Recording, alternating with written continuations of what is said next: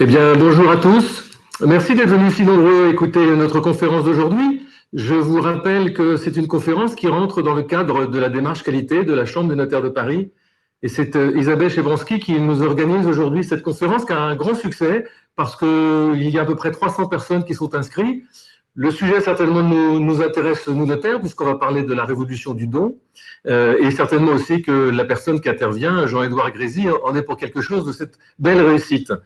Nous sommes donc en fait sur la sixième conférence de la démarche qualité. Cette conférence va permettre d'évaluer les performances des études, mais je vous rappelle qu'elle est réservée à ceux qui se sont inscrits dans la conférence qui suivra à partir de 14h45. Voilà, Monsieur Grézy, le don est quelque chose que les notaires connaissent bien, parce qu'on reçoit souvent nos clients pour faire des actes de donation, mais on ne parle pas de la même chose. Nous parlons d'abattement, de réserve de droit de retour, d'interdiction d'aliéner, et vous allez nous parler d'épanouissement, de reconnaissance, de confiance. Donc ça va être très intéressant pour nous de voir cette autre façon de voir le don, même si nous avons aussi des conséquences dans nos clients, dans les familles dans lesquelles les donations ont lieu, sur ces opérations de donation. Juste pour vous présenter rapidement, vous êtes anthropologue et puis vous avez déjà travaillé pour le notariat puisque en 1998, vous êtes à l'initiative du centre de médiation de la Chambre des notaires de Paris après avoir déjà travaillé à Versailles. Voilà, concernant l'organisation de cette conférence, vous avez tous a priori un chat et puis des questions que vous pouvez poser en cours de conférence. Et puis M. Grécy va nous expliquer comment intervenir. Eh bien, j'ai plus qu'à vous passer la parole, M. Grécy, et vous remercier d'intervenir pour les notaires ce soir. Merci Maître Bourdelle. Merci Isabelle d'avoir organisé effectivement ce séminaire où on va pouvoir interchanger entre nous cette conférence sur la question du don qui est au cœur effectivement de la vie de vos études, de la manière dont les décisions se prennent, dont l'entraide fonctionne, dont le partage peut se produire. Mon métier au départ, c'est plutôt l'engueulade. C'est-à-dire, effectivement, je suis médiateur depuis plus de 20 ans et ce qui m'intéresse, c'est comment les relations se font, comment les relations se défont et comment reconstruire la confiance quand c'est encore possible dans les relations du travail au quotidien. Alors, j'ai amené un support interactif aussi sur Klaxoon. Pour ceux qui sont connectés sur Klaxoon, vous allez avoir un certain nombre de questions apparaître et vous pourrez répondre. Donc, on aura des sondages pour pouvoir interagir. Et puis, évidemment, durant toute cette présentation, vous aurez la possibilité de vous exprimer dans le chat. N'hésitez pas à poser des questions, à réagir, à faire des commentaires, à donner des exemples si ça évoque évidemment des choses dans votre quotidien. Alors, j'avais envie de démarrer par une première question, puisqu'on est au cœur du sujet de la satisfaction au travail. On va même parler d'engagement au travail. À votre avis, je lance le premier questionnaire sans plus attendre. Alors, c'est un petit peu ambitieux en plein coma digestif, puisqu'on est dans la pause post-pandiale. Peut-être que certains sont en train de déjeuner, mais premier questionnaire. À votre avis, quel est le taux moyen de satisfaction au travail en France? Donc, toute profession confondue. Est-ce qu'on est plutôt autour de 30%, 50%, 70% ou 90% de satisfaction au travail? Vous avez déjà commencé à voter. C'est bien, vous maniez bien Klaxoon. Alors pour l'instant, on a 50% qui tient la tête. D'après vous, 30%, 50%, 70% ou 90%? On est à 50, 50, 30, 50. Ouais. Ça y est, il y a des notaires plus optimistes qui votent. On est autour de 70% pour 14% d'entre vous. Je vous laisse réagir avec ce premier sondage. Ensuite, on aura des réponses plus vite et on pourra voir un petit peu vos représentations aussi du monde du travail et de vos équipes en général. Je clôt ce premier sondage et donc nous avons, d'après vous, ce qui ressort, c'est autour de 30% à 47%, 42% disent 50%.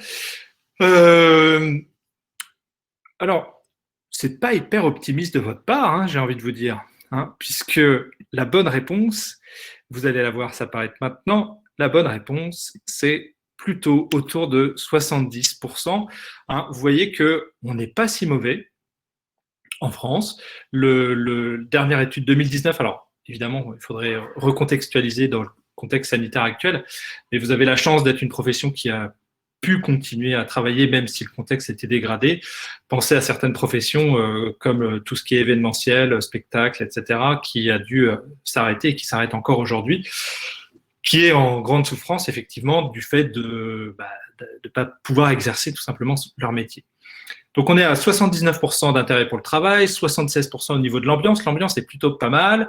La charge de travail, alors en ce moment, j'entends qu'il y a beaucoup de charges chez les notaires, mais d'une manière générale, elle n'est pas trop mal répartie sur une année complète. Les conditions de travail ne sont pas trop mauvaises. Le niveau de stress, pas exceptionnel, mais passable, 69%. L'épanouissement, 2/3 se sentent épanouis. Et l'optimisme, on n'est pas les plus optimistes d'Europe, mais c'est pas si catastrophique.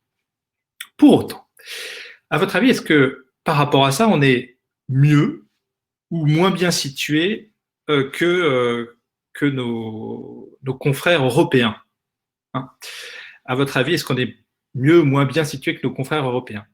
Alors, en fait, on se situe dans les moyennes européennes, hein. Si vous comparez avec d'autres pays, vous allez avoir l'Europe du Nord qui est un petit peu au-dessus, c'est-à-dire qu'en moyenne, ils sont sur 10, ils sont à 7,8. C'est les meilleurs. Mais nous, on n'est pas les derniers en France. On est, voilà, vous avez l'Espagne, le Portugal derrière nous qui sont à 7. Nous, on est en moyenne à 7,2 en gros. Voilà. La question qui vient derrière, c'est OK, niveau satisfaction, mais au niveau de l'engagement, est-ce que en France, nous avons des collaborateurs qui sont activement engagés, c'est-à-dire qui ont envie d'avoir envie, comme disait Johnny, si j'ose dire, c'est-à-dire qui ont envie d'offrir de soi aux autres, aux clients, au collectif, à l'étude d'une manière plus générale. Et là, je lance un deuxième sondage. Je vais effectivement m'inspirer de cette étude qu'on cite beaucoup sur l'engagement au travail. C'est l'étude de Gallup. Pourquoi? Parce que ça a été réalisé sur plus de 25 millions de collaborateurs, premièrement.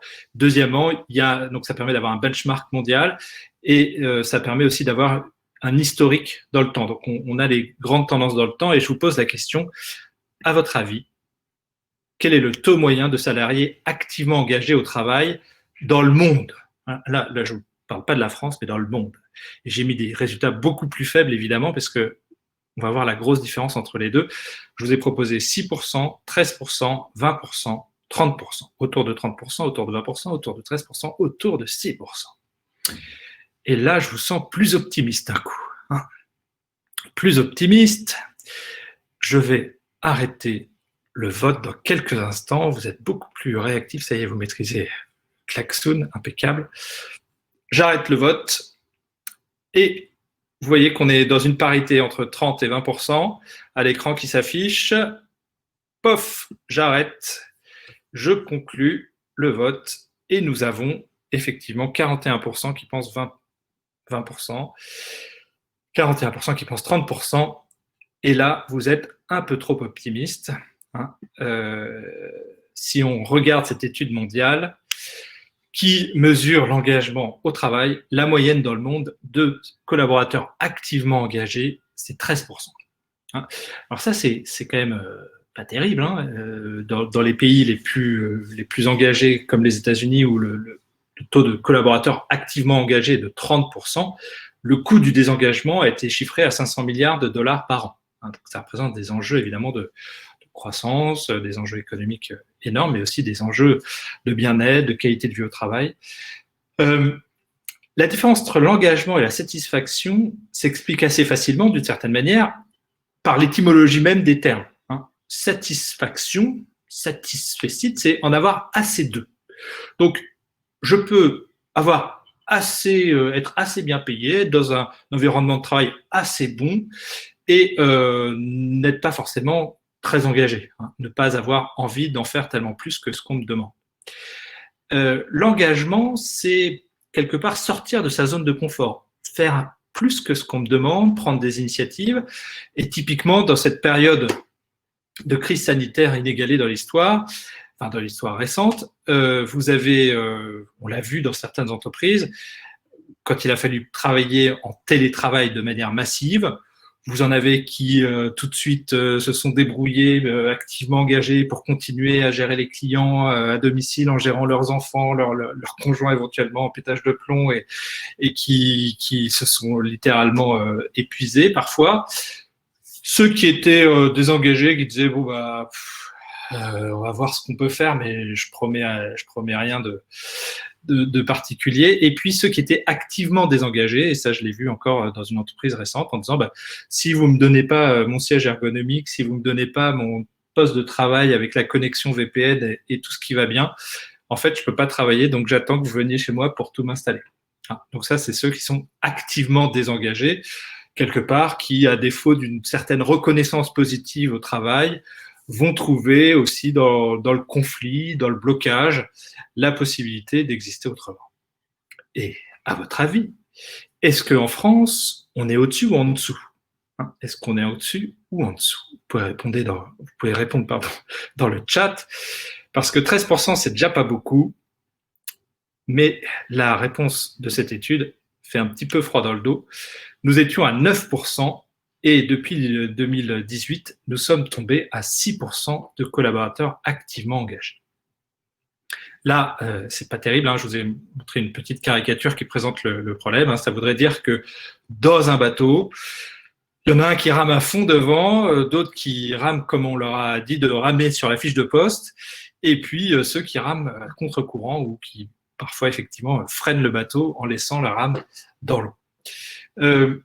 Il y a un biais malgré tout dans cette étude, je vous rassure, c'est que cette étude est réalisée pour des raisons de simplicité plutôt dans des grandes entreprises, et qu'on s'aperçoit que quand on rentre un peu dans l'étude de manière plus fine, il y a une corrélation entre la taille de l'entreprise et le niveau d'engagement. C'est-à-dire que les collaborateurs sont moins activement engagés dans les grandes organisations que dans les petites, tout simplement, parce que on va le voir dans une grande organisation, et c'est une question que doit se poser aussi une étude de notaire quand elle grossit, on peut plus facilement perdre le sens, on peut plus facilement laisser des situations de blocage ou de situations de conflit au travail sans solution et laisser le climat social se détériorer.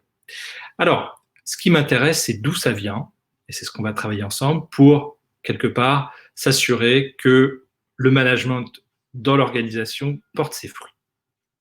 3 possibilités. Alors, j'ai simplifié. Si on a une approche un peu systémique, la première possibilité, c'est que ce serait lié à l'individu. On a peut-être un problème de génération, et j'entends parfois les notaires se plaindre des nouvelles générations Y qui arrivent sur le marché du travail et qui auraient une approche un peu plus contractuelle du contrat de travail par rapport à ce qu'ont pu faire les X ou les baby-boomers en leur temps. Est-ce que c'est lié à l'équipe, auquel cas on serait sur un problème avant tout lié au management, d'accord? Donc la manière dont c'est géré au sein de l'équipe. Est-ce que c'est lié à l'organisation du travail, avec des organisations encore trop pyramidales, parfois trop silotées, qui font que les gens n'ont pas la possibilité de prendre des initiatives et de faire plus que ce qu'on leur demande quelque part? On aurait pu ajouter une 4e source, mais elle n'a pas été étudiée, c'est le contexte. Et évidemment, le contexte et l'environnement du travail jouent beaucoup sur cet engagement, puisque en fonction du taux d'employabilité quelque part sur le marché du travail, évidemment, certains acceptent de rester dans des endroits d'où ils préféreraient partir, et plutôt que de s'engager ailleurs, se désengagent là où ils restent. Alors, petit sondage, à votre avis, est-ce que ça vient de l'individu, de l'équipe ou de l'organisation? Vous pouvez répondre à la question. Progression des participants. Pour l'instant, j'en ai un qui a répondu. Oui. Il faut classer, hiérarchiser, individu, groupe, organisation. Oui. C'est une bonne question. Ça y est, vous répondez. Tac, tac, tac. Ça avance. On va bientôt avoir votre représentation du monde du travail. Est-ce l'individu, l'équipe ou l'organisation? Je mets fin au sondage, ne plus attendre, et vous m'avez répondu. La principale source de désengagement, alors, c'est l'équipe. Ah non, l'organisation. Vous m'avez dit l'organisation à 60%. Alors, ça révèle que parmi vous, il y a sans doute beaucoup de managers, hein, parce que d'après Gallup, toujours, c'est plutôt l'équipe. Alors évidemment, c'est variable, hein, ce ne sont que des moyennes, mais pour Gallup, c'est 70% lié à l'équipe, 30% lié à l'organisation. C'est pas l'individu, en tout cas pas au départ. Vous, vous doutez bien que quand vous recrutez un jeune clerc de notaire, qu'il arrive chez vous et qu'il vous dit « je suis pas hyper motivé pour travailler chez vous, mais bon, il faut bien faire bouillir la marmite », normalement, vous n'allez pas le recruter. Et s'il s'avérait que durant sa période d'essai, il n'était pas très engagé ou indolent, a priori, vous n'allez pas le garder. Hein. C'est-à-dire que l'individu n'arrive pas désengagé a priori, à part quelques exceptions de situations où on les garde, ça ne doit pas pouvoir se produire. Par contre, ça vient effectivement de l'équipe et de l'organisation. Alors, 30% lié à l'organisation, ce n'est pas rien. Hein. Ça veut dire que, effectivement, l'engagement au travail, c'est aussi un sujet RH, évidemment. Quelles sont mes perspectives de carrière? Comment accompagner la montée en compétences? Et tout ce que vous faites à la Chambre au niveau des formations joue beaucoup aussi dans cette dimension-là. Sentiment d'équité aussi dans les rémunérations, de justice fonctionnelle, de cadre de vie, de possibilité de maintenir les équilibres de vie pro, vie perso, et ça, chez les nouvelles générations, c'est encore plus marqué que chez les générations suivantes. Donc, très important, mais c'est avant tout un problème lié au management, et c'est ce dont on va parler, 70%. Et pour ceux qui ont suivi dans le journal Le Monde, par exemple, le procès de France Télécom en début d'année, il montrait dans ce procès, par exemple, qu'au pic de la crise de France Télécom, quand ça allait très mal, vous aviez un sentiment de fierté d'appartenance qui était descendu en dessous de 30%, eh bien, ils avaient distingué 3 types de managers. Le manager exécuteur, c'est-à-dire qui faisait du zèle pour mettre en application les directives qui avaient créé autant de problèmes, hein, le fameux time to move qui avait amené une flexibilité interne qui a créé beaucoup de souffrance. Les managers exécutants qui se contentaient de faire ce qu'on leur demandait, et les managers résistants, c'est-à-dire qui considéraient que les directives étant dangereuses pour leur collectif se sont opposés dans leur application. Et vous voyez qu'une organisation qui va mal peut avoir des équipes qui vont bien, et inversement, évidemment, une organisation qui va bien peut avoir des équipes qui vont mal. C'est lié, évidemment, aux interactions au sein de l'équipe, et c'est un sujet managérial dont je voudrais parler avec vous. Alors, je vais vous faire un petit exercice aussi. Avant ça, ça va nous amener directement sur notre préoccupation du moment. Ça, c'est pas très charitable de ma part à cette heure avancée ce début d'après-midi. Vous disposez d'une bougie, d'une boîte de punaises et d'une pochette d'allumettes. La question, comment accrocher cette bougie au mur et l'allumer de sorte à ce que la cire ne coule pas sur le mur ou sur le sol? Déjà, il faut comprendre la question. Vous allez voir le rapport avec notre sujet.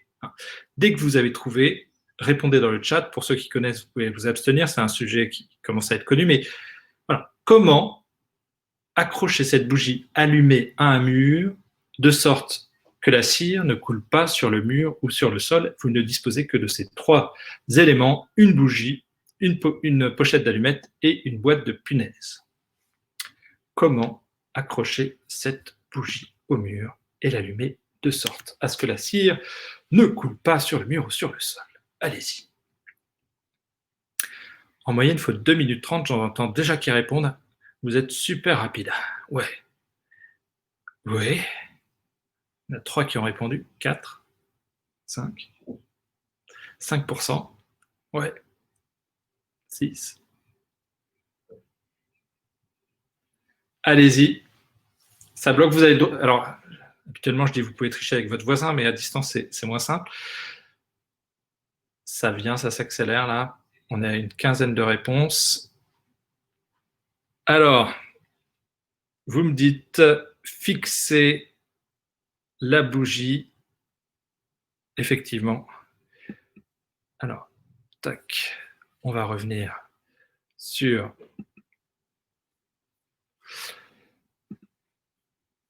notre support. La bonne réponse, quand je vais vous la montrer, elle va vous sembler évidente. Évidemment, il s'agissait d'utiliser le contenant des punaises comme un comme une boîte support pour effectivement tenir la bougie. Alors, pourquoi cet exercice? Parce que cet exercice a été réalisé par un chercheur qui s'appelle Édouard Deci, dans différents pays, notamment en Inde, avec des incitations financières. Et là, accrochez-vous bien, premier groupe, il leur dit, le premier qui résout cette énigme va gagner 5 roupies, l'équivalent à l'époque d'un jour de travail.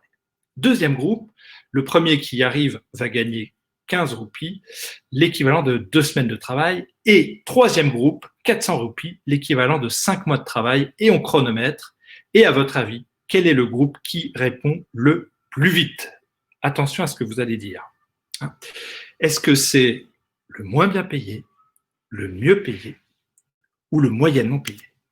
À votre avis, vous pouvez répondre dans l'onglet conversation. À votre avis, qui va répondre le plus vite?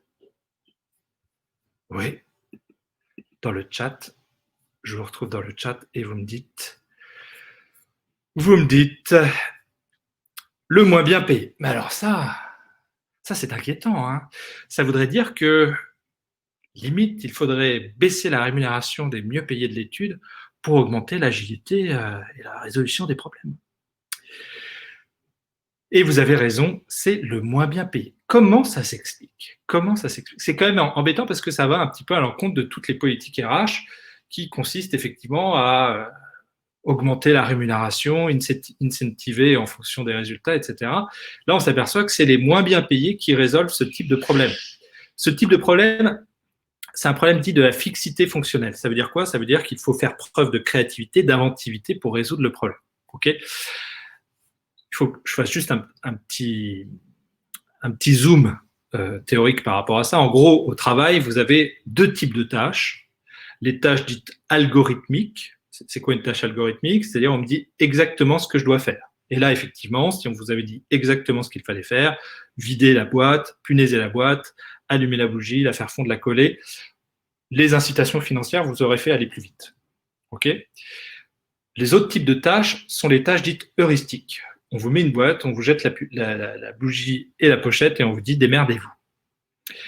À votre avis, quel est évidemment le type de tâche qui se crée le plus vite? Alors, demander ça à des notaires, c'est limite injurieux, mais le type de tâche qui se crée le plus aujourd'hui sur le marché du travail, évidemment, ce sont des tâches heuristiques. Tout ce qui est algorithmique est menacé largement par l'intelligence artificielle, la robotisation, etc. Et vous, en tant que notaire, vous faites des tâches heuristiques. Il y a un petit peu d'algorithmique quand vous reprenez un acte et que vous allez le modifier à la marge si l'acte est déjà un peu standard. Mais déjà, gérer une relation avec des familles, des gens que vous n'avez pas forcément choisis, des situations de tension, dans des situations d'héritage, de transmission, ce sont des tâches heuristiques où sans arrêt, vous devez vous adapter, faire preuve d'intelligence, ce qui consomme beaucoup d'énergie psychique. Et ce que nous dit Édouard Deci à travers ça, qui est absolument essentiel, c'est qu'il faut distinguer au travail 2 types de motivations. Les motivations extrinsèques, donc l'argent, le statut, etc., et les motivations intrinsèques. Et à votre avis, dans l'onglet conversation, vous pouvez répondre. Quelles sont les motivations intrinsèques au travail? Qu'est-ce qui nous fait lever le matin? Qu'est-ce qui nous donne cette énergie de résoudre ces problèmes, d'avoir un certain enthousiasme à aborder les difficultés du quotidien? Alors, aimer son travail, nous dit Nathalie, oui. La passion, oui, mais qu'est-ce qui nous donne cette passion? Faire du bon travail, le sens du travail bien fait, oui. Le bon rapport avec ses collègues, tout à fait. La convivialité, aimer ses clients, la satisfaction du travail bien fait, vous dites l'intérêt, se sentir utile, oui, oui. Quoi d'autre? Les relations avec autrui, l'ambiance, ça c'est la convivialité, le salaire, ça c'est extrinsèque. Alors, ce que nous dit Édouard Deci, attention, il ne nous dit pas qu'il faut moins bien payer vos collaborateurs pour qu'ils soient plus engagés. Il nous dit, idéalement, il faut que les gens, enfin, c'est pas idéalement, pour augmenter l'engagement, il faut que les gens soient bien payés, si possible même au-dessus du marché, et mettre le paquet sur les motivations intrinsèques. Et là, je les vois apparaître, la reconnaissance, la vie sociale, la relation aux autres, trouver du sens, voilà, trouver du sens dans son travail, être épanoui, c'est ce qui va nous permettre de l'être, la confiance, effectivement, dans la relation aux autres, l'autonomie qu'on lui donne, très important. Je vous propose un petit résumé de ce que vous venez de dire. Effectivement, les motivations intrinsèques, on les connaît. On a développé ça sous ce qu'on a appelé le modèle CARES, prendre soin d'eux, la confiance, effectivement, qu'on témoigne à l'autre pour lui donner des responsabilités, par exemple, pour le travail qu'on lui confie, l'autonomie qu'il a pour faire. Comment voulez-vous prendre des initiatives si vous êtes complètement contrôlé, sans possibilité de sortir du cadre? Alors, je sais qu'il y a déjà un cadre légal très, très, très important à respecter, mais cette autonomie pour faire aussi, je sais plus, je crois que c'était Giraudoux qui disait « Jamais juriste n'a interprété, jamais poète n'a interprété la nature comme le juriste la réalité ». Le juriste est aussi un être créatif, évidemment. La reconnaissance que l'on reçoit de ses clients, de ses collaborateurs, de son manager, de son patron, etc. Très important, et on va y revenir. L'équilibre qu'on trouve, vie pro, vie perso, le sens d'être, enfin, le sentiment d'être au bon endroit, à la bonne place, ce qu'on appelle le flow. Il y a des moments où vous travaillez, vous dites, ah ben là, je suis bon dans ce que je fais. Le sens, évidemment, qu'on y trouve. Et vous avez aujourd'hui tout un mouvement dans les entreprises pour développer notamment ce qu'on appelle les entreprises à mission. Parce que pour attirer les talents, on a aussi besoin de développer la raison d'être. Vous avez peut-être vu en début de l'année, alors c'était avant le Covid évidemment, mais tout un mouvement dans les grandes écoles avec des jeunes qui disaient si l'entreprise ne fait rien pour le climat ou ne s'engage pas, eh bien nous la boycottons, nous refusons de travailler pour elle, par exemple. Et donc, moi, étude de notaire, quelle est ma contribution, par exemple, effectivement, à mon environnement, quelle est ma contribution peut-être aussi à la vie sociale. Vous avez un mouvement qui a été lancé aussi à travers Pascal Demurger, qui a écrit un ouvrage, donc lui c'est le patron de la Maïf, qui dit « L'entreprise du 21e siècle sera politique ou ne sera pas ». D'une certaine manière, vu les défis de notre temps, ce qu'il dit, c'est que chacun doit faire sa part, et quelle est ma part, à mon niveau, à ma taille, dans ce grand mouvement mondial, à côté du politique, à côté de la société civile, il y a aussi la société économique. Donc, ça peut être aussi un sujet qui renforce le sens de l'engagement. Alors, ces motivations étant posées, évidemment, plus les motivations extrinsèques sont fortes, plus elles nous font perdre de vue ces motivations intrinsèques, juste le plaisir de réussir un challenge. Et elles nous font perdre du temps et de la flexibilité mentale pour arriver à résoudre les problèmes. La question qu'on va voir maintenant, c'est vous, au quotidien, comment est-ce que vous prenez les décisions? Comment est-ce que vous allez pouvoir, quelque part, satisfaire ces motivations? Et là, vous avez 4 leviers. Le premier levier, évidemment, c'est le pouvoir. Dans certaines études, ça existe. Vous allez avoir une approche, voilà, mais comme dans certaines entreprises, peut-être un peu Louis XIVe, je commande, tu exécutes, à l'ombre des grands chênes ne poussent que des glands, pourquoi dégrader mon lumineux projet avec des gens moins comprenants? Ça présente un certain nombre d'avantages, on le retrouve aussi dans le monde politique, c'est une dimension qui est très challengée, quels que soient les partis. L'avantage, c'est que ça va vite. L'inconvénient, c'est qu'en termes d'engagement, forcément, c'est pas ce qu'il y a de plus heureux. Vous connaissez cet adage, plus on m'impose, plus je m'oppose, plus on m'implique, plus je m'applique. Plus on m'applique, plus je m'applique. Voilà, ça, vous le savez, le degré d'adhésion est proportionnel au degré de participation. Et un des problèmes dans l'engagement au travail, c'est tout simplement aussi la manière dont la décision peut être prise. Deuxième levier pour satisfaire ces motivations, les règles. Et là, je parle à d'éminents juristes. Vous savez que les règles sont indispensables, et on a parfois du mal à définir à quoi servent ces règles. Finalement, toutes ces règles du quotidien, dans l'organisation du travail, dans notre quotidien, elles vont permettre déjà de nous rassurer. Elles vont nous permettre d'éviter de répéter tout le temps la même chose. Elles vont nous sécuriser aussi. Là, on a, dans le contexte sanitaire, on ne va pas répéter tout le temps à nos collaborateurs le fait qu'ils doivent respecter les gestes barrières, etc., se laver les mains, mettre du gel, etc., etc. Ça évite bien des déconvenus.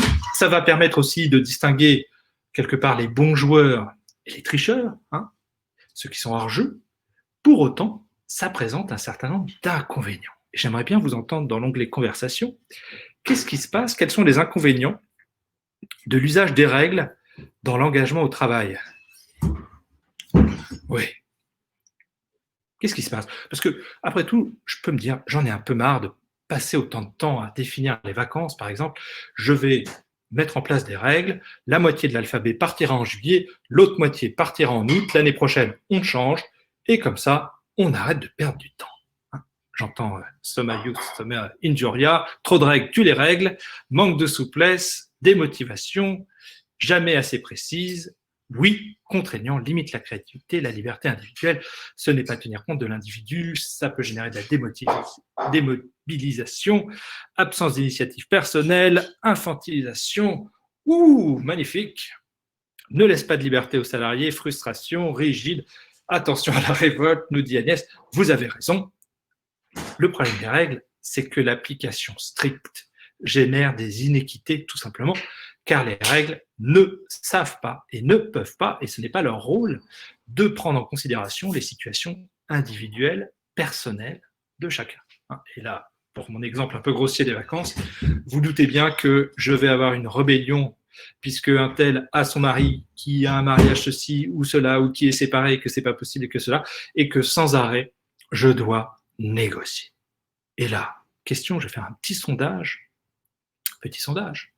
À votre avis, en tant que notaire, depuis la sonnerie du réveil matin jusqu'au réglage du réveil matin, le soir, quel est le pourcentage de décisions que vous pouvez prendre seul, sans l'accord de personne?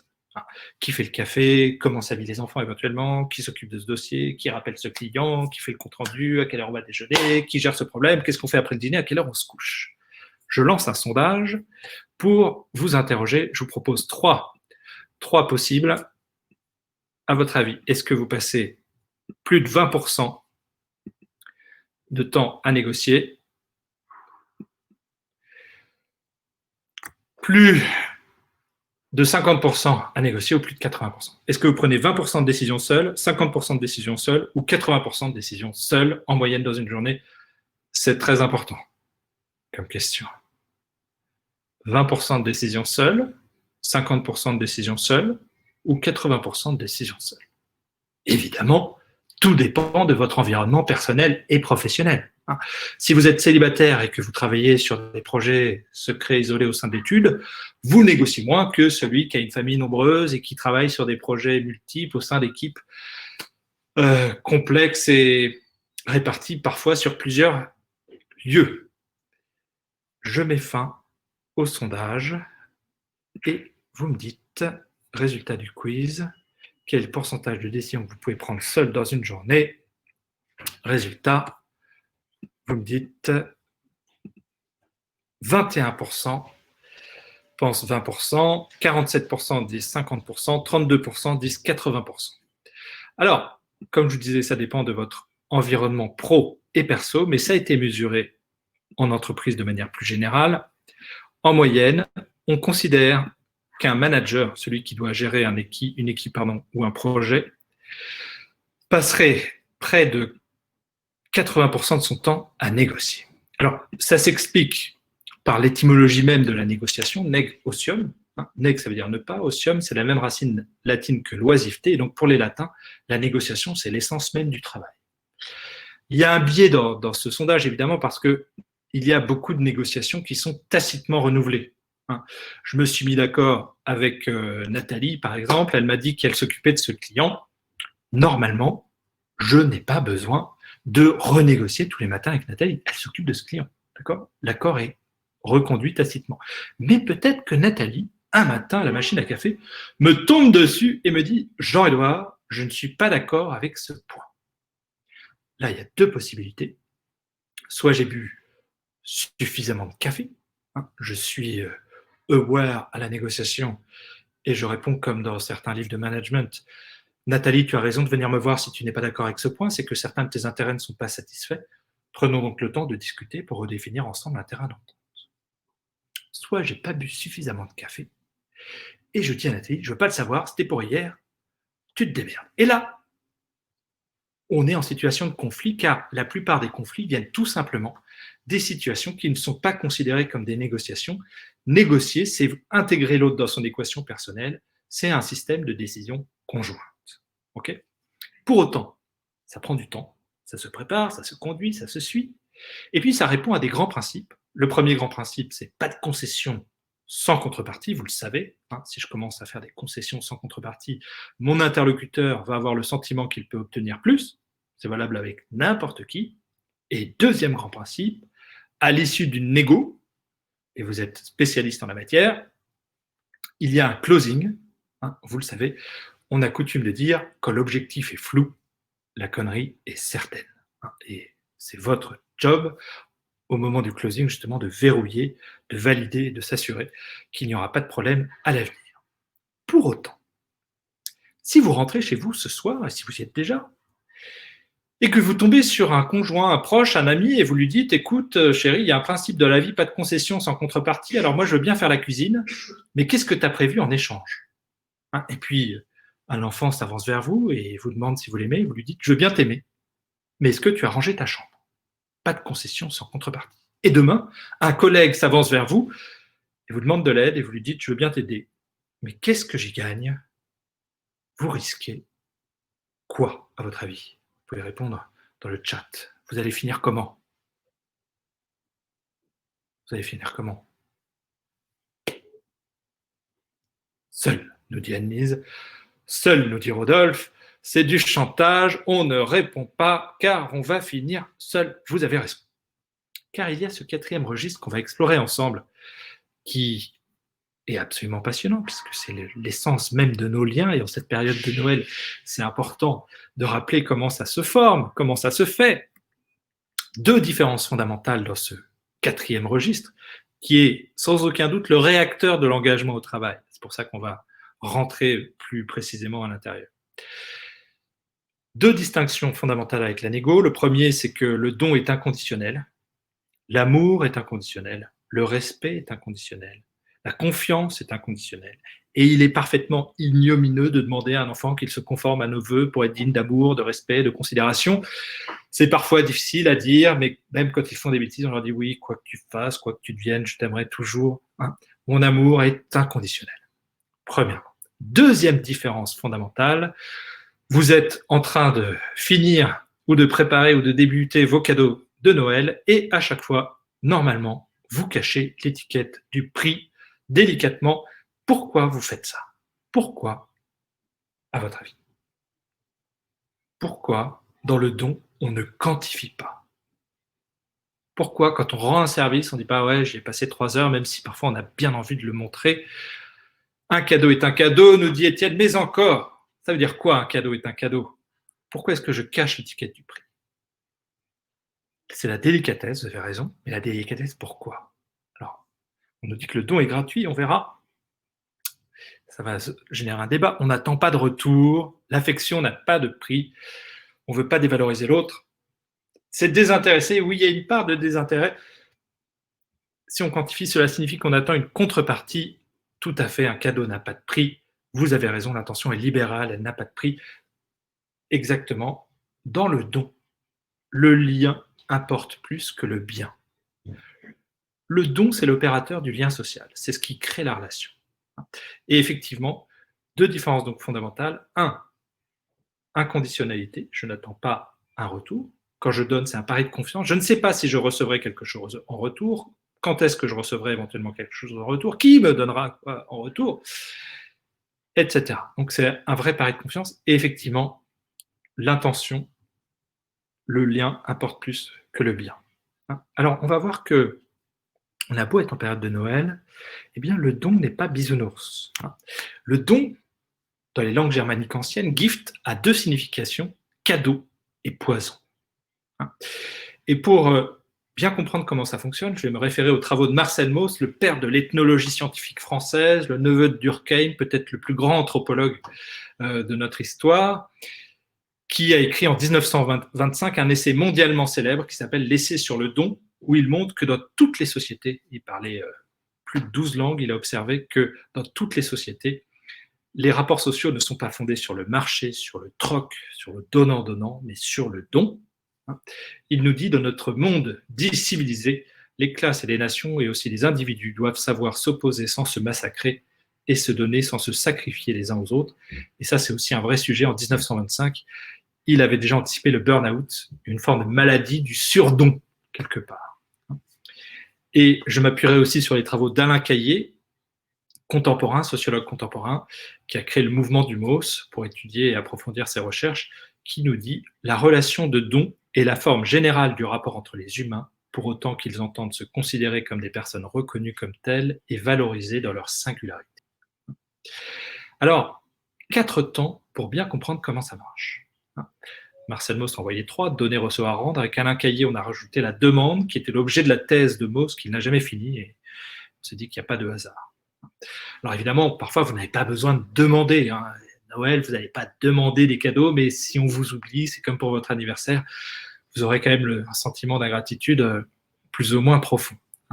Demander, donner, recevoir, rendre, et vous allez voir que à chacune de ces étapes, il y a des pièges relationnels, il y a des postures qui bloquent la circulation des dons, et donc qui bloquent l'engagement qu'on pourrait aussi résumer comme étant un synonyme de l'adonnement, cette envie d'offrir de soi aux autres, au collectif, à l'organisation. Et pour illustrer ces blocages, je vais présenter des figures de dinosaures qui hantent les organisations et parfois vous en avez forcément aussi dans vos études. Premier temps, demandez. Depuis que vous êtes petit, on va rappeler du bon sens paysan parfois, depuis que vous êtes petit, il y a un mot magique. Quand on fait une demande, normalement, c'est pas merci de, c'est quoi? Quand on fait une demande, c'est quoi le mot magique? Rappelez-moi. STP, s'il vous plaît. Voilà, c'est bon. On est toujours bien aligné, pas de problème. À défaut, on se rapproche du Tyrannodon Rex. Celui-là, il a oublié. Il ne demande pas, il exige. Merci de, ASAP, fais ci, passe-moi le sel, tac, tac. Vous avez une femme exceptionnelle qui s'appelle Mary Parker Follett, qui est contemporaine de Marcel Mauss, qui intervient sur une grève de mineurs très dure en Angleterre. Et les mineurs en grève disent « Ce qui est insupportable, ce n'est pas de faire ce que l'on nous demande. C'est la manière dont on nous le demande. On n'est pas des chiens. » Quand il faut aller étayer la mine parce que ça risque de s'effondrer, évidemment qu'on va le faire.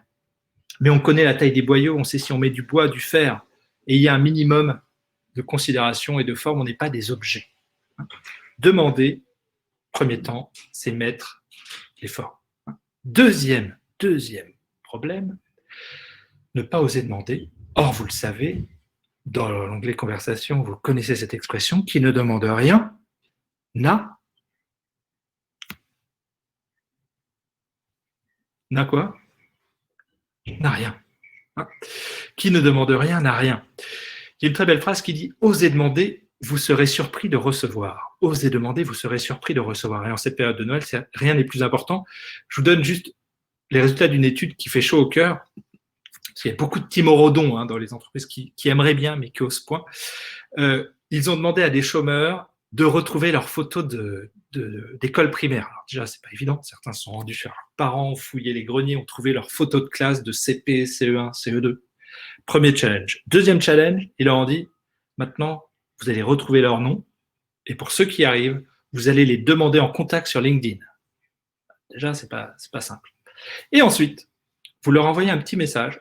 Salut, tu te souviens sûrement pas de moi. On était en CP ensemble il y a 20 ans. Aujourd'hui, je suis en recherche d'emploi, je cherche dans ce secteur-là. Est-ce que dans ton entreprise ou dans ton réseau professionnel, tu pourrais me mettre en relation, etc. Et à votre avis, je vous retrouve dans l'onglet conversation, quel est le pourcentage de gens qui acceptent d'ouvrir leur réseau, de soutenir cette démarche? 15%, vous me dites, 20%, 80%, François, Séverine, on a des super optimistes, 95%, nous dit Benjamin. Eh bien, la réponse, c'est presque 2/3. On est à 63%. C'est énorme. Vous vous rendez compte des gens que vous n'avez pas vus depuis 30 ans, vous ne savez même plus ce qu'ils sont devenus. Les gens aiment donner, c'est ça que ça veut dire. Les gens aiment donner. Osez demander, vous serez surpris de recevoir. À défaut, on peut avoir des petites catastrophes ou des grosses catastrophes. Par exemple, si on se réfère à Volkswagen, on en est à 27 milliards d'euros de provisions suite au scandale des tests anti-pollution qui ont été truqués sur les voitures. C'est Das Auto, c'est quand même Volkswagen. Eh bien, il y a une enquête très approfondie qui a été menée évidemment pour comprendre quelles sont les responsabilités.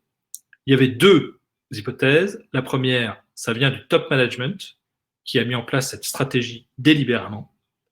La deuxième hypothèse, ça vient du middle management, qui avait peur du top management et qui, n'arrivant pas à tenir l'objectif, a préféré tricher et mettre le problème sous le tapis. Et à votre avis, qu'a révélé cette étude? Est-ce que c'est le top ou le middle qui est responsable? L'un comme l'autre, c'est un peu le top qui est responsable, mais d'où ça vient? Du top ou du middle? Le middle, vous me dites, vous avez raison, certains chercheurs ont parlé de culture de la Corée du Nord. C'est quand même pas rien. Hein. C'est-à-dire que le middle avait tellement peur qu'ils n'ont pas osé demander de l'aide, qu'ils n'ont pas osé dire, à tel point que vous avez plein d'entreprises en France aujourd'hui qui se posent cette question. Là, récemment, enfin il y a 2 ans, vous avez le patron de L'Oréal qui a convoqué tout son top management en disant « Messieurs, mesdames, posez-vous cette question. Est-ce qu'on peut vous dire non? Est-ce que le débat est possible avec vous? Parce qu'à défaut, on risque de finir comme Volkswagen. » Et ça, il suffit. C'est pas une question de taille. Hein. Une petite étude, si vous avez un collaborateur qui a peur de dire qu'il n'y arrive pas ou qui ne sait pas sur un sujet, eh ben, il va mettre ça sous le tapis et ça peut coûter très, très, très, très cher. Hein. Bien. Demander, c'est donc mettre les formes et motiver sa demande. Très important. Deuxième temps, le donner.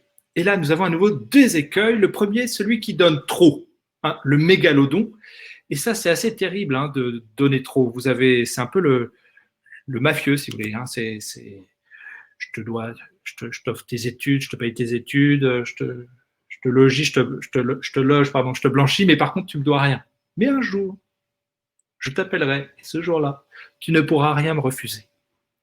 Pourquoi c'est horrible de donner trop, d'écraser l'autre par sa générosité? Qu'est-ce que ça produit au sein des équipes? Comment les gens se sentent? Sous pression? Oui. Humiliés? Redevables à vie? Oui. Et donc, en état de suggestion. Le don peut être utilisé comme un instrument de pouvoir sur l'autre. Donner, c'est permettre à l'autre de donner à son tour. Ce n'est pas l'empêcher de rendre, au contraire. Donner, c'est permettre à l'autre de donner à son tour, à son niveau, comme il peut, pour que la relation soit équilibrée, juste et durable. Vous avez, en cette période de Noël, les fleuristes le savaient depuis longtemps, pourquoi est-ce qu'on écrit « plaisir d'offrir » ? Pourquoi est-ce que la psychologie positive s'est engouffrée dans l'anthropologie en disant « donner, c'est le secret du bonheur ». Vous ne serez pas venu pour rien. Donner, c'est le secret du bonheur. C'est prouvé scientifiquement. Pourquoi c'est le secret du bonheur, donner? Et pourquoi il ne faut surtout pas en priver les autres, justement? Sans contrepartie, oui, bien sûr. Pourquoi donner inconditionnellement, c'est le secret du bonheur? Parce qu'on crée un lien, oui, on sort de l'entre-soi, oui. C'est un acte libre, oui. Oui. On a des neurones miroirs aussi, c'est-à-dire qu'on sait que cognitivement, on ressent à peu près le plaisir qu'on produit aussi chez autrui. On est en relation. Hein. Ils ont fait une recherche très très simple, là, les psychologues en psychologie du bonheur, là. Ils offrent $10 à des étudiants, ils mesurent le niveau de bonheur, après qu'ils aient reçu $10, ils leur disent « achetez-vous un truc qui vous fait plaisir ». Pouf, ça monte, et qu'est-ce qui se passe juste après l'achat? Pouf, ça redescend. C'est pour ça qu'ils ont inventé le Black Friday pour déclencher des frénésies d'achat pour avoir des pics de sérotonine plus puissants, mais ça redescend juste après l'achat. Okay. Deuxième groupe, ils leur disent voilà, $10, ça monte au même niveau, sauf que cette fois-ci, vous allez le dépenser pour une cause, pour un ami, pour un proche, pour qui vous voulez. Et là, il y a, oui, endorphine, pardon, j'ai dit n'importe quoi, sérotonine. Endorphine, merci.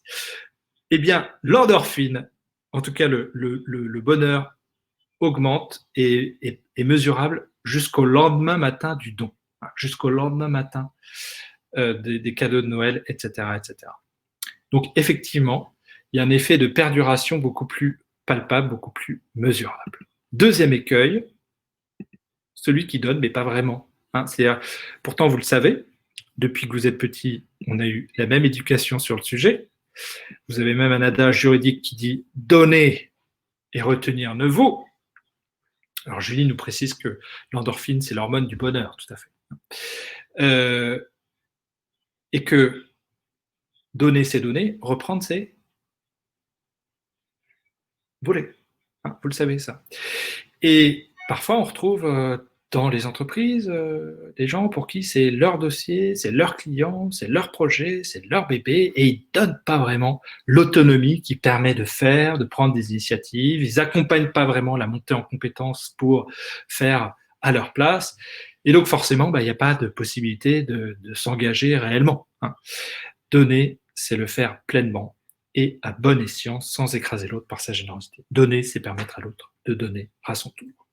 Troisième temps, si vous me suivez toujours, et celui-là, alors là, la psychologie positive n'a rien compris, hein, si je peux me permettre, c'est le temps du recevoir. Le temps du recevoir, très important.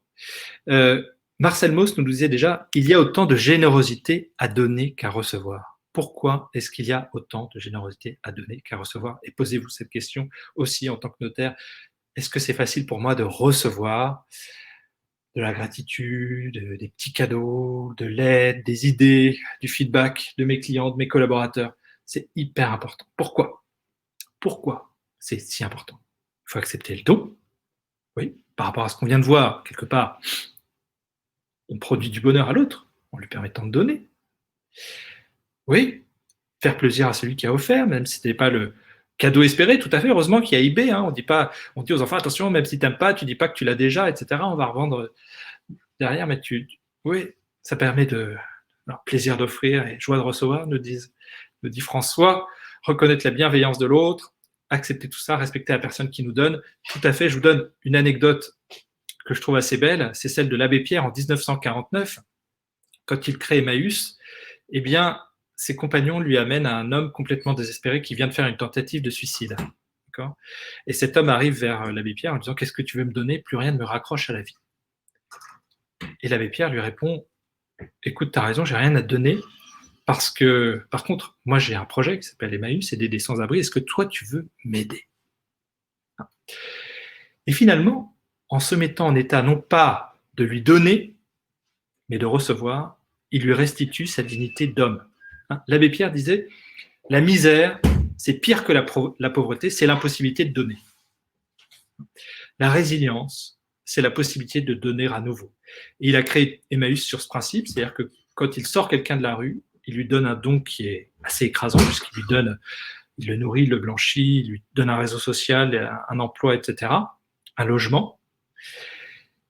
Et il leur disait, si tu veux redevenir un homme, ce n'est pas rien, tu devras toi-même sortir quelqu'un de la rue une fois sorti de la rue.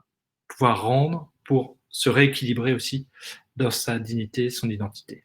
Et j'ai une réflexion, ceux qui ne savent pas recevoir se sentent peut-être inférieurs. Alors oui, vous avez deux écueils à nouveau, et non des moindres. Le premier, c'est celui qui refuse le don. Je peux t'aider? Ah non, j'ai pas envie. On peut déjeuner ensemble? Ah non, j'ai pas le temps. J'ai une super idée, ouais, mais ça m'intéresse pas. C'est hyper violent. Ce que nous dit Marcel Mauss, ça peut vous paraître ésotérique, mais dans le don circule plus que la chose donnée, circule l'esprit de la chose donnée. Chez les Maoris, il y a un nom pour ça, le OHAU. C'est-à-dire que vous avez tous dans vos familles des objets sans grande valeur matérielle, et parfois vous le voyez dans vos successions, des gens qui vont se battre, puisqu'on est en période de Noël, pour la crèche de Noël qui n'a aucune valeur financière, mais qui est chargée de souvenirs. Hein, le vieux canif du grand-père, etc. Parce qu'il est chargé d'âme. Et si vous en doutez encore, regardez, le droit de la propriété intellectuelle n'arrive pas à aliéner complètement l'idée de l'inventeur. Quand vous achetez un logiciel Microsoft, par exemple, eh bien, il ne vous appartient pas complètement. D'accord ? Vous ne pouvez pas l'aliéner comme la plupart des objets de transaction. Mais là, je parle sous votre contrôle. Mais vous sentez qu'il y a une résurgence, quelque part un peu archaïque, de nos manières de fonctionner. Quand je refuse un don, je refuse plus que l'objet donné, je refuse la personne qui donne, d'une certaine manière. D'où l'importance de mettre les formes et de bien motiver son refus pour préserver la relation. Et le deuxième écueil, le plus terrible, le plus catastrophique, c'est le rap-tout-don. Celui qui prend, et qui a oublié le mot le plus important depuis qu'il est petit. Quand on reçoit, il faut exprimer une certaine gratitude, et le mot le plus important, nous dit Bertrand, nous dit Nathalie, nous dit Séverine, nous dit François, nous dit Séverine, c'est merci. Et oui.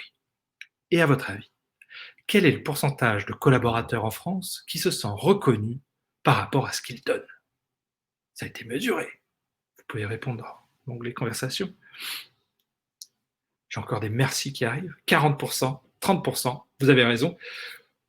Plus de 2/3 des collaborateurs en France ne se sentent pas reconnus par rapport à ce qu'ils donnent. C'est juste une catastrophe. Ça explique en soi le désengagement à lui seul. C'est-à-dire que comment vous voulez continuer à donner si vous n'obtenez aucune gratitude par rapport à tout ce que vous faites? Il y a plusieurs manières de reconnaître. Certes, il y a la reconnaissance extrinsèque liée au contrat de travail avec le salaire, les primes éventuelles, etc. Mais la reconnaissance intrinsèque. Alors, en général, on reconnaît quand même un peu les résultats, le nombre de dossiers qu'on a réalisés, le nombre de, transactions réussies. On ne reconnaît pas toujours les efforts. Je sais que vous avez dû vous organiser sur le plan personnel particulièrement difficilement du fait que vous étiez chez vous. Là, je peux vous donner 2 exemples de crise dans 2 entreprises différentes. Le patron, dans une grande entreprise, il arrive, après le premier déconfinement, il dit « Ah, ça fait plaisir de se retrouver au travail parce que le télétravail, c'est quand même téléglandouille. » Et là, comment vous dire que ça s'est très très mal passé puisque ces managers étaient au bord de l'épuisement avec tout ce qu'ils avaient dû gérer à distance et c'était visiblement pas le cas du top management. Donc, attention à reconnaître les efforts, même si les résultats ne sont pas là. Oui, les résultats ont pu se dégrader dans beaucoup d'entreprises et en même temps, les efforts, j'entends beaucoup, on n'a jamais autant travaillé de notre vie pour d'aussi peu de résultats parfois, mais en tout cas, le niveau d'adaptation, de digitalisation, de flexibilité, d'adaptation, c'était fou. Reconnaître aussi les compétences. Reconnaître les compétences. Donnez-vous rendez-vous 10 ans en arrière, tout ce que vous savez faire aujourd'hui et ce que vous auriez pu anticiper. Et reconnaître enfin les individualités. Chacun a besoin à la fois d'appartenir et de se distinguer dans un collectif. Fêter aussi les anniversaires, avoir des petites attentions pour chacun par rapport aux naissances, etc. Ça se fait naturellement, mais ça entretient cette envie de donner pour soi, pour les autres, pour l'étude, etc. Dernier temps, demander, donner, recevoir. Rendre. Donc, recevoir, évidemment, c'est accepter d'être en dette, accepter d'être redevable et manifester sa gratitude. Et ça, c'est très important.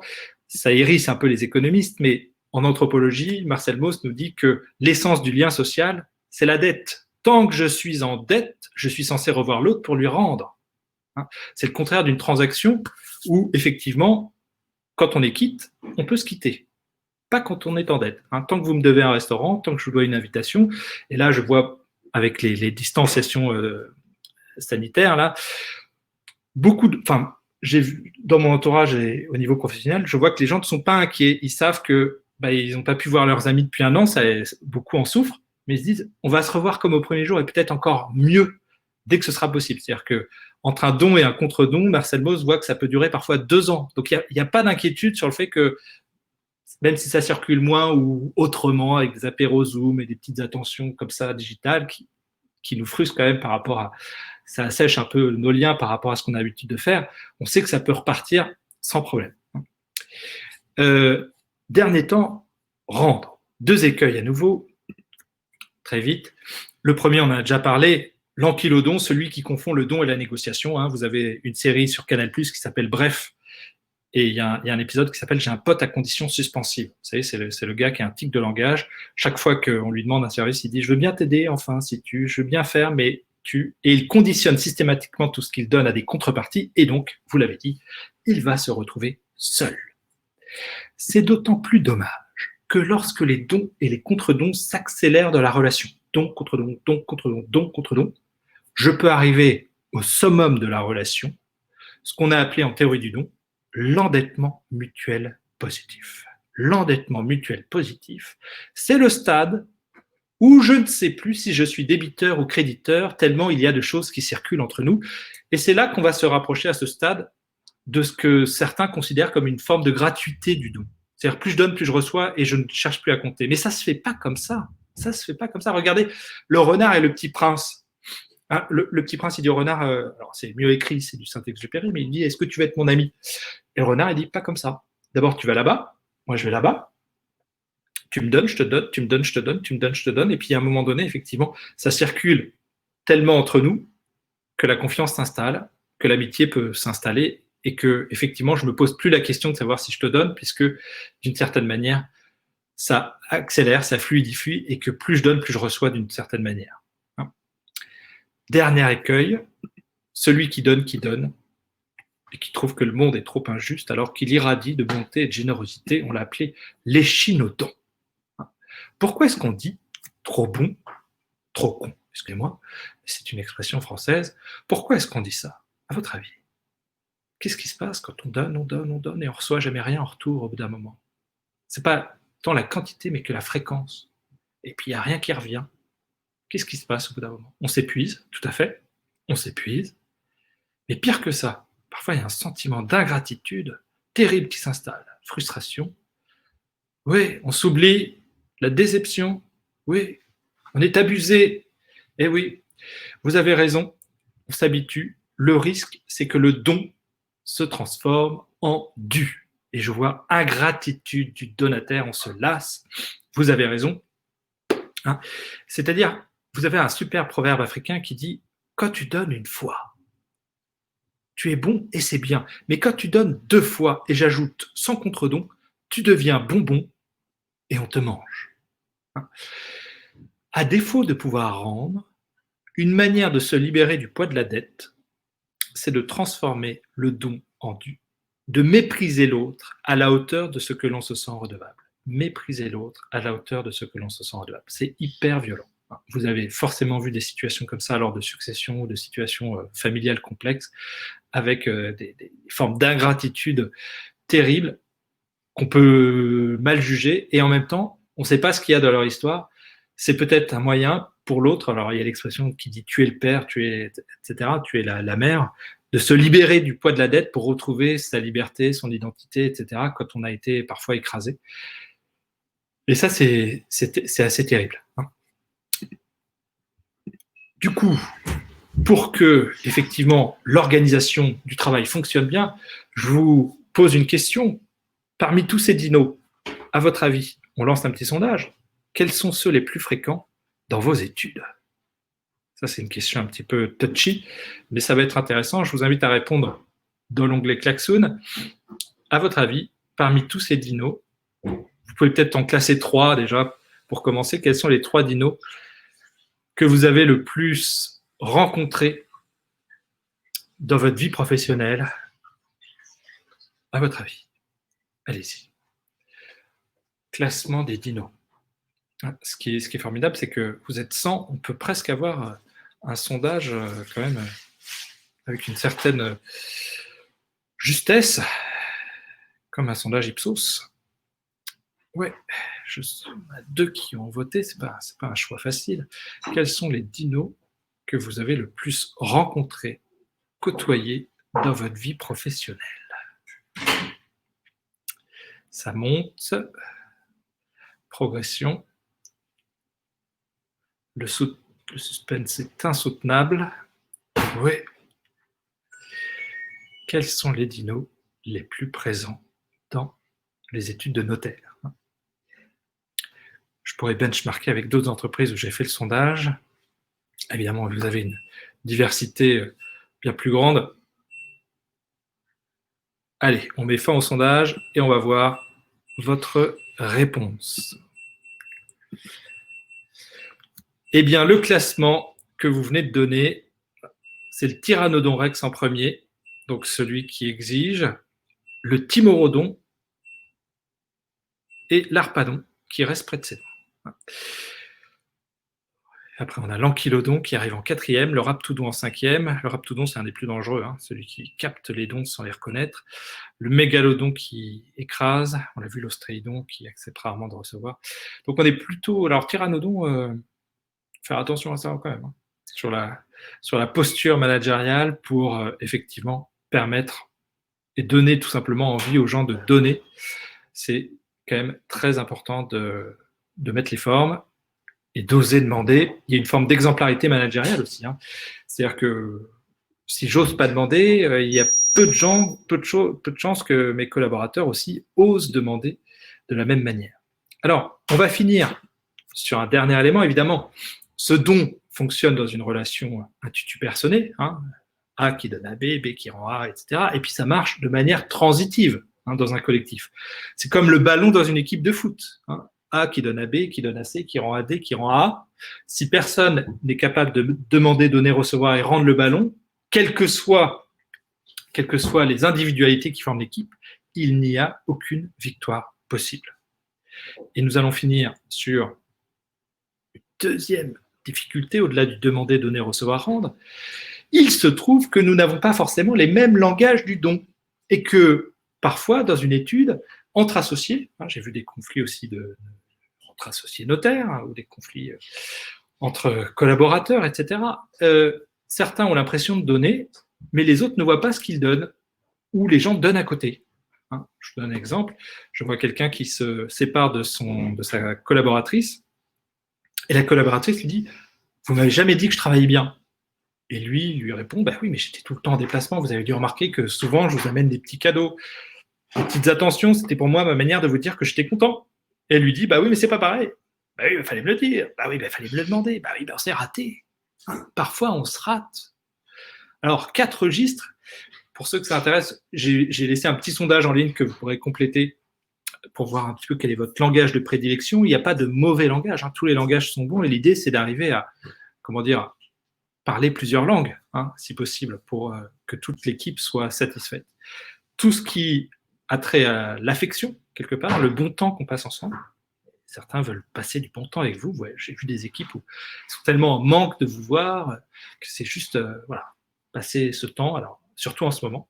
Les petits cadeaux, petites attentions. Tiens, je t'envoie un lien YouTube, j'ai vu ça pour toi, etc. J'ai pensé à toi. Tout ce qui a trait à la considération, les compliments, mais pas que les compliments professionnels, les compliments aussi, les compliments du quotidien. Vous rentrez chez vous ce soir et vous entendez « t'as rien remarqué ?» Vous savez qu'il faut faire un compliment. T'es allé chez le coiffeur, t'as changé de lunettes, etc. L'écoute aussi, la vraie écoute, c'est pareil. Ce soir, si vous entendez « tu m'écoutes ?» et que vous répondez « oui », la question qui vient derrière, c'est « qu'est-ce que j'ai dit ?» Et là, vous sentez que l'écoute, c'est vraiment une écoute active, vis-à-vis d'un client aussi, qui a des difficultés. Parfois, on est obligé de différer effectivement la conclusion d'un deal, juste pour être présent à son écoute par rapport à quelque chose de plus grave qui nous rapproche humainement. Tout ce qui est de la démarche de l'entraide, t'es à la bourre, je m'en occupe, vas-y, rentre, etc. Est-ce que je peux t'aider? J'ai vu que tu étais super chargé en ce moment. Et pour savoir si on écoute bien, on doit reformuler, nous dit Nathalie. Je vois qu'il y a des spécialistes de l'écoute active. Et puis, évidemment, un des dons les plus précieux, si ce n'est le plus précieux, en tout cas pour votre capital chance, les recommandations. Vous cherchez un médecin, vous cherchez un client, vous cherchez un collaborateur, vous cherchez quoi que ce soit. Est-ce que j'ouvre mon réseau? Est-ce que je vous mets en lien? Évidemment, je ne le fais pas avec n'importe qui pour n'importe qui. C'est quelque chose de très impliquant. Aujourd'hui, une personne en moyenne dispose d'un réseau de 300 personnes avec un peu d'investissement. Certains ont des réseaux 2, 3, 4 fois plus grands. Voilà, comment est-ce que je mets en relation les uns avec les autres pour créer des opportunités? Et enfin, tout ce dernier langage qui est est-ce que je partage mes idées, le sens, la stratégie, est-ce que je partage mon expertise, mon expérience pour faire grandir les autres, ou est-ce que je considère que c'est du pouvoir, inversement, et que, quelque part, je suis irremplaçable, indispensable, et donc je garde ça pour moi? Est-ce que je développe la subsidiarité entre collaborateurs, ou est-ce que je garde ça pour moi? Et vous voyez que, par exemple, j'ai vu dans une étude quelqu'un qui a pris la succession de son père. Et son père, lui, était à fond dans le langage de la reconnaissance. Donc, et il avait recruté plus ou moins une équipe sur mesure. Donc, il n'arrêtait pas de leur dire « c'est bien, on y arrive, bravo, merci », ce qui est un bon coach. Et sa fille, elle n'est pas du tout à l'aise avec ça, je ne sais pas pourquoi, mais par contre, elle se dit « moi, je veux une étude beaucoup plus moderne, donc on va partager la vision, on va partager la stratégie, je veux les impliquer sur les dossiers, on va mettre en place des groupes de travail sur comment digitaliser les sujets, etc. » Et en fait, son équipe, à un moment donné, ça n'allait plus. Il se disait, mais en fait, ça nous intéresse pas trop. C'est vous le patron. Nous, on veut que vous nous disiez qu'on travaille bien, quoi. Donc, voilà. Comment arriver à ne pas se rater dans la relation. Comment éviter la mal-donne? Parce que, d'une certaine manière, vu la complexité aussi de toutes nos interactions du quotidien, il y a forcément mal-donne à un moment donné avec quelqu'un ou quelqu'un d'autre. Du coup, qu'est-ce que je fais s'il y a mal-donne? Qu'est-ce que je fais? À votre avis? Onglet conversation. Qu'est-ce que je fais en cas de mal-donne? Qu'est-ce que je fais? J'ai l'impression que c'est toujours moi qui donne, lui, je lui demande un truc, ça ne revient pas. Discussion, réajustement, on en parle. Ah ben j'aime ça, je m'adapte, je demande, j'adore. Merci. Ça, je démarre bien la semaine parce que je vous assure que quand j'interviens en entreprise, plutôt des grandes entreprises, j'entends, je fais la gueule, d'accord, je boude, je me dis avec tout ce que je lui ai donné, maintenant il peut toujours courir, je donne à d'autres. Eh bien non. Pour qu'une relation soit durable, vous avez 1000 fois raison. Dès qu'il y a mal-donne, il faut sortir du don. Alors, j'ai passé rapidement la diapositive d'avant parce que je vous inviterai, pour ceux qui le souhaitent, il y a un petit lien, je vous remettrai dans l'onglet conversation. Vous avez un petit sondage en ligne où vous pouvez voir quels sont vos langages du don. Vous pourrez faire ça après pour ceux qui le souhaitent. Dès qu'il y a mal-donne, je sors du don, je sors de l'informalité de l'échange, je sors de cette dimension un petit peu intangible, immatérielle, pour avoir une explication de texte. Regardez les enfants, c'est assez naturel. Quand ils demandent un truc et qu'ils ne l'ont pas, ils ne disent pas « Oh, bah alors dans ce cas-là, j'arrête de donner, je boude ». Non, il y a un truc qui se passe dans leur tête, ils ne vont pas vous le dire comme ça, mais ils disent « Ok, on va se mettre en mode négo. On va passer dans le registre de la négociation. Quoi, tu me dis non, pourquoi non ?» Parce que moi, j'ai toujours l'impression que c'est moi qui mets la table par rapport à mon frère, etc. Et ils discutent, ils négocient, ils se réajustent. Il n'y a pas de relation durable sans capacité aussi à gérer les tensions du quotidien. Il faut, dès qu'il y a mal-donne, plus le conflit est frais, plus il est facile à gérer, plus il faut sortir de cette dimension informelle qui est recouverte normalement d'un voile d'ignorance. C'est un petit peu indécent ce qu'on fait cet après-midi de dévoiler ces choses qu'on sait, qu'on sent, mais dont on parle peu normalement. Et puis si la négociation ne suffit pas ou ne fonctionne pas, évidemment, on va recadrer avec des règles. On repose les règles. C'est pareil avec les enfants. Un enfant sans règles, c'est quoi? C'est quoi un enfant sans règles? Un tyran, voilà, un psychopathe en devenir. Il a besoin d'un cadre pour savoir jusqu'où il peut aller, quelle est son autonomie, d'accord? Être sécurisé par rapport à ça. Et en ultime dernier recours, j'utilise le pouvoir, car le pouvoir n'est légitime qu'après avoir tout essayé. Je finis par une dernière question, puisque aujourd'hui on le sait. Quel est le premier facteur de bonheur sur Terre? Je vais vous mettre dans le chat ce TEDx merveilleux pour ceux qui ne l'ont pas encore vu. Vous avez un chercheur qui s'appelle Waldinger. C'est la plus vieille étude en sciences sociales qui a démarré juste après la Deuxième Guerre mondiale, qui continue aujourd'hui 80 ans plus tard. Alors, ce ne sont pas les mêmes chercheurs, évidemment, je vous rassure. Ce ne sont pas les mêmes cohortes de personnes observées, mais sur 400 personnes, depuis 80 ans, ils observent que le premier facteur de bonheur sur Terre est invariant, et sans doute qu'il est invariant depuis que l'homme est apparu sur Terre. Nathalie, bonne réponse, la qualité de la relation. Ce n'est pas la quantité, la qualité de la relation aux autres. Ça a plus d'incidence sur l'espérance de vie que le cholestérol, le tabac ou la plupart des maladies. Je vous souhaite donc de beaucoup donner, de beaucoup recevoir, mais aussi de vous engueuler sereinement et sainement quand c'est nécessaire pour maintenir des relations durables. Je vous remercie. Merci Jean-Édouard. Vous avez été largement plus loin que ce qu'on attendait de vous, de parler du management. Vous avez été jusqu'à de la philosophie, de l'éducation, et puis vraiment nous apprendre la joie et le bonheur, c'est merveilleux. Moi, je retiens deux phrases qui m'ont particulièrement touché. Donner, c'est le secret du bonheur. Et puis en tant que notaire, vous avez parlé d'endettement mutuel positif. Je crois qu'on va parler à nos clients d'endettement mutuel positif. Je ne sais pas si nos clients banques comprendront ce que c'est qu'endettement mutuel positif et les garanties qu'on peut donner à cet endettement, mais j'aime beaucoup ce texte. Je voulais en profiter pour remercier tous ceux qui ont participé au chat. J'ai vu qu'il était très actif. Merci à nos confrères. C'est vrai qu'on a une belle profession avec des belles personnes et tout ça est reflété dans les réponses qui ont été données.